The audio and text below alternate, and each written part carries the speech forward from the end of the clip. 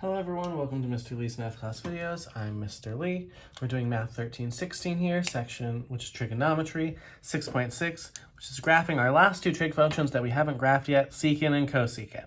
Now they have some aspects of sine and cosine because they're the reciprocals of sine and cosine, but they also have some aspects of tangent and cotangent in that they're not defined everywhere, so you can expect there to be asymptotes. Now, what this really means graphically, if we look at these graphs down below of sine and cosine, in order for a reciprocal of this to be defined, that means its y value is 1 over whatever the y value is for these two functions respectively. But in particular, where they have an x value of 0 or a y value of 0 is where asymptotes will occur, because when you flip them, 1 over 0 will be undefined, which means if you notice, everywhere that these trig functions hit 0, that's where you'll have an asymptote. So you'll notice this with sine at every pi, 2 pi, every whole number pi effectively creates an asymptote. The reason for this is sine is 0 at this place, and so there's no reciprocal. So that means they have infinite numbers of asymptotes, much like sine and cosine. Secant and cosecant will have periods of 2 pi, which we'll see here in a second. So for example, just looking at sine, you see it there. On cosine, it hits 0 on all the half pi's. You'll notice that, which makes it somewhat tricky to look at. We're only going to do this. Now, if we look just at the period between 0 and 2 pi, besides the asymptotes, there are only two major things going on here. That when sine is 1, 1 over 1 is 1. So cosecant hits 1 when sine hits 1, and it hits negative 1 when sine does. But as sine gets smaller and closer to 0, cosecant actually gets bigger and goes out. Similarly, it does the same on the negative side, but it goes down because it becomes a bigger negative.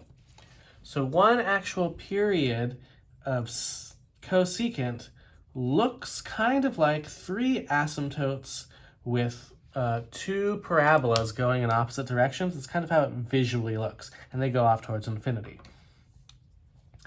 You have a few options when it comes to secant. If you do it between 0 and 2 pi, which you're totally allowed to do, we'll see that it looks kind of like this, but it'll be cut a little bit differently, because it'll still hit the 1s and negative 1s just like the other one. But if you just go from 0 to 2 pi, what this ends up looking like is a downward-facing parabola in the middle and 2 halves of an upward-facing parabola on the outside. The reason for that is that they actually continue on the other side, but it's outside the 0 to 2 pi. There would be another asymptote here at 5 pi over 2. So I think on paper you can do it either way. You can look at secant from negative pi over 2 to 3 pi over 2 to get 2 full loops. But the buttons on the homework look either like this, which is really represented to indicate cosecant, or they look like this.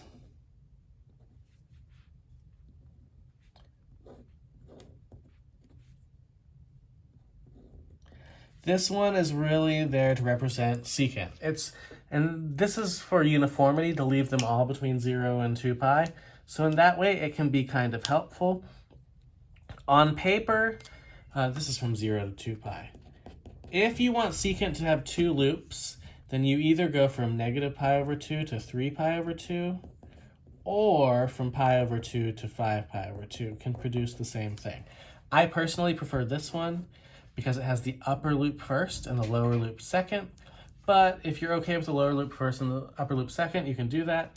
Otherwise, you get to accept that secant kind of looks like a frowning animal in some way, shape, or form. Maybe like a Saint Bernard with floppy ears that's frowning. You can definitely see something like this on a dog. But anyway, so what our general guidelines are is let's look at the patterns for a second for cosine and sine and see if we can figure out what the patterns would be for secant and cosecant. So looking at secant, let's look at the patterns for cosine from 0 to 2 pi. So for cosine, for 0, pi over 2, pi, 3 pi over 2, and 2 pi, cosine goes 1, 0, negative 1, 0, 1, which means secant is 1 over these values. 1 over 1 is 1. 1 over 0 is undefined. 1 over negative 1 is negative 1, again undefined, and then back to 1. So cosine alternated between 1s and 0s, negative 1, 0, and repeated. Secant just alternates between 1s, undefined, negative 1s, undefined, and back to 1. So it's very similar to cosine, but the zeros are effectively replaced with asymptotes, like we saw visually. Sine does the same thing. We'll look at it down here, from 0 to 2 pi. Sine usually goes 0, 1, 0, negative 1, 0. Cosecant is the reciprocal, so it goes undefined, 1, undefined, negative 1, undefined. So much like secant, it's only 1s or negative 1s, and it's undefined. When you're deciding which direction visually you are going to go on these graphs, it doesn't matter if the points are shifted up or down. If you're drawing the parabola towards the asymptotes, the higher point will always go up, the lower point will always go down. It doesn't matter if it's positive or negative, you're just comparing them to each other. One will always go down, one will always go up, and the higher point will always go up. So before we get into any graphing, I just want to practice figuring out the values we need for secant, depending on which way you're going to do it. I think for your homework, it's better for you to stick between 0 and 2 pi because it'll make your life a little bit easier. So again, that means we start by setting our insides equal to 0 and setting our insides equal to 2 pi. In either case, much like sine or cosine, so here 2x equals pi over 2, which means x is pi over 4. Here 2x is, when you add pi over 2, it's 5 pi over 2. So x is 5 pi over 4. And you can see that this works the same as the period did before, because you take 2 pi as your normal period and divide it by 2. Much like sine and cosine, you have a period of pi.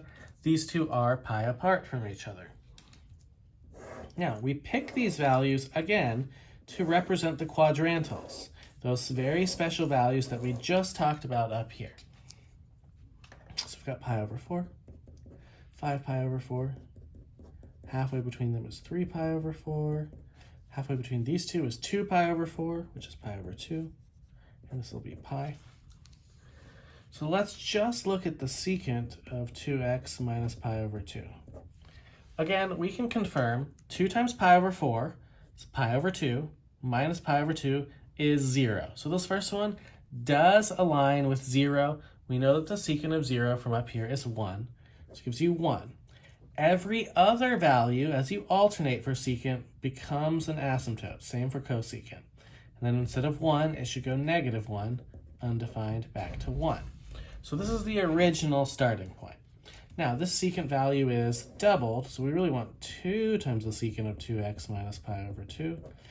It won't do anything to your asymptotes, nothing will, but it will double your other values, 2, negative 2, and 2. And then finally, to get your y value, there's a negative 1 added or subtracted to it. So we'll have to subtract the 1, which gives you 1, undefined, negative 3, undefined, and then back to 1 at the end. So what this really tells you, since we're not graphing this one, we're just making the chart.